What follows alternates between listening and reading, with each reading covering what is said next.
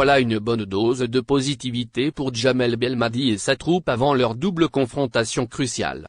Le match retour des barrages d'accession à la Coupe du Monde 2022, qui mettra aux prises l'Algérie et le Cameroun, pourrait se dérouler sous les tifos d'un grand nombre de supporters. Les combattants du désert débutent dans quelques jours le rassemblement qui doit les amener à la qualification pour le prochain mondial, prévu en fin d'année au Qatar.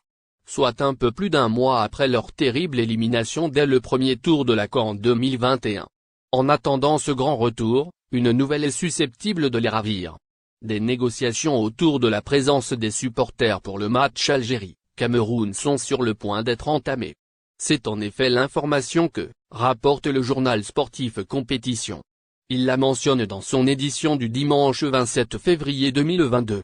Il est ainsi fort probable que l'enthousiasme soit de nouveau au rendez-vous dans les tribunes du stade Mustapha Tchaker, le 29 mars prochain. Date à laquelle aura lieu la manche retour entre la sélection algérienne et celle camerounaise. Son coup d'envoi est prévu à 20h30. Le football est certes un sport qui se joue à 11 contre 11. Mais l'importance du 12e homme n'est certainement pas sous-estimée. Ce dernier a, sans contestation aucune, un rôle potentiellement utile et capital de par l'atmosphère qu'il peut générer et l'effet qu'il peut avoir sur une rencontre. Tout cela, la Fédération algérienne de football, FAF, en a bien conscience. Barrage CM 2022 avant de recevoir le Cameroun, le N veut avoir un maximum de supporters soucieuses de pouvoir compter sur toutes ses forces sportives et extra-sportives. L'instance dirigeante du football algérien prévoit de traiter avec les autorités compétentes. Ses objectifs, offrir aux champions d'Afrique 2019 une qualité optimale de la pelouse, en plus de la présence de leurs fervents supporters. À cet effet, la FAF réclamerait une jauge maximale de 26 000 places, soit l'intégralité des sièges de l'enceinte sportive blidéenne. Il s'agit là de ce que relate en outre le média spécialisé précité.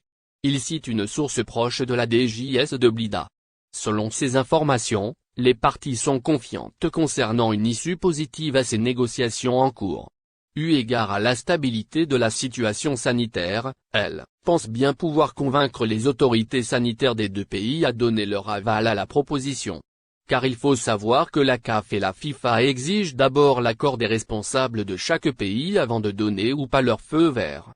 Un écrit devrait donc être envoyé, dans les prochains jours, par la Fédération algérienne de football, FAF, aux instances